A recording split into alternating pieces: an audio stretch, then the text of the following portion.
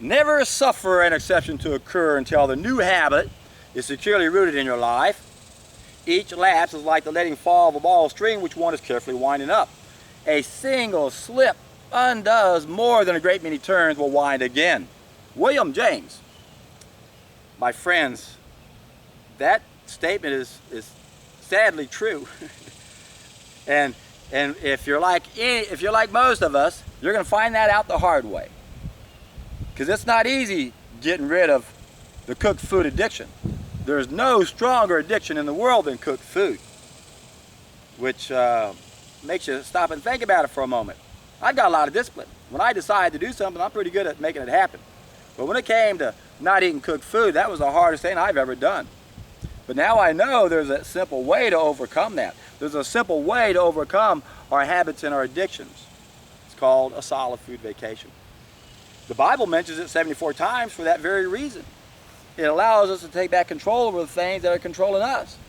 That's why Tolstoy said the first step to turn this planet into the paradise we're supposed to is to take a solid food vacation. Why? Because it gives us back control, self-control, self-renunciation. You know, Tolstoy translated The Ethics of Diet, a great book, into Russian, and wrote a foreword to that book. I did a video called The First Step to Paradise. I'll put a link down below. I hope you get a chance to watch that. It's one of my favorite videos because I'm a big fan of Tolstoy. And I love it when I get confirmation that I'm on the right path. Because Tolstoy knew that we're not supposed to eat animals. He visited slaughterhouses and he saw how that led to the battlefield.